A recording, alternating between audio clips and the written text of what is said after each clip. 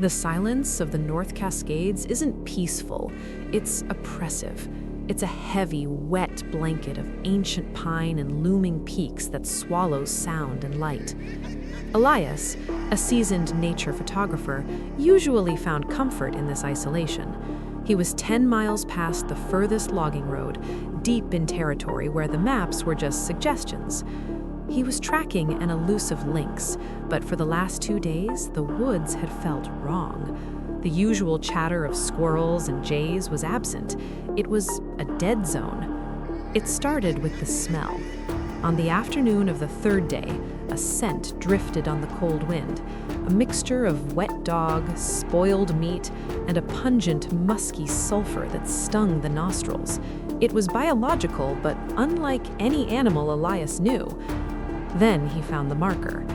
He was crossing a scree slope when he saw it. A Douglas fir, thicker than his torso, had been snapped clean in half about 7 feet off the ground. The break wasn't clean like a wind throw. The wood was twisted, splintered violently.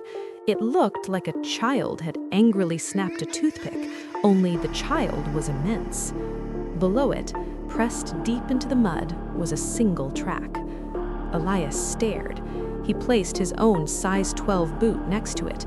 The print dwarfed his. It was easily 20 inches long, wide at the toes, with a distinct mid-tarsal break that no bear possessed. The dermal ridges, the fingerprints of the foot, were visible in the slick mud. A primal lizard brain fear spiked in his chest. He wasn't alone. That night, he didn't make a fire. He sat in his small, lightweight tent, clutching a can of bear spray that suddenly felt like a child's toy. At 2 a.m., the first rock hit his tent. It wasn't a pebble. It was a river stone the size of a grapefruit, thrown with enough force to tear the nylon rainfly. Elias froze, his breath catching in his throat. Then came the vocalization. It started as a low, vibrating rumble that he felt in his chest cavity, deeper than a lion's roar. It escalated quickly into a high-pitched, wavering scream that sounded terrifyingly human, yet impossibly loud. It echoed off the canyon walls, a mournful, aggressive shriek of territorial rage. Whoa! Wah! Silence slammed back down. Then heavy footsteps. Thump, thump, thump. It wasn't walking on 4 legs. It was bipedal, and it was massive. The ground trembled slightly with each impact. It was circling the tent.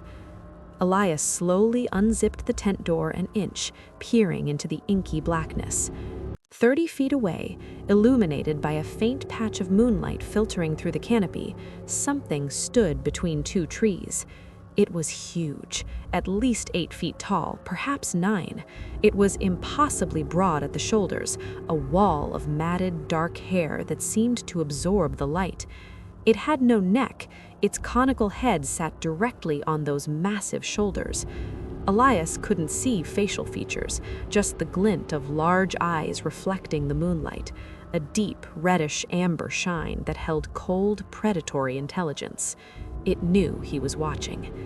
The creature took a step forward, covering 10 feet in a single fluid motion that belied its size.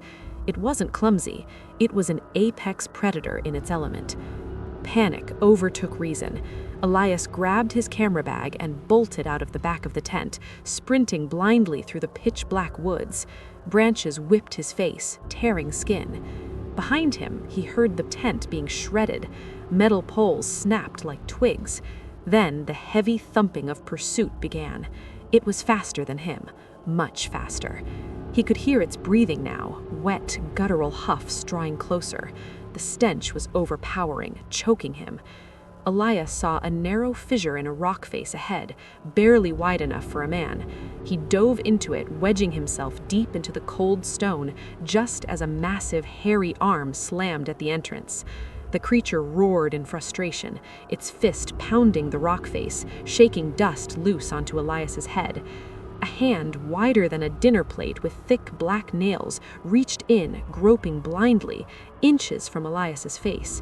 He squeezed his eyes shut and held his breath, praying to a god he hadn't believed in since childhood.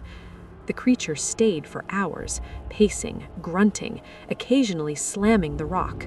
Finally, as dawn began to turn the sky gray, the footsteps receded into the deep woods. Elias didn't move until the sun was high. He left his expensive gear, his tent, everything. He walked for 18 hours straight until he hit a logging road. He never went back into the woods.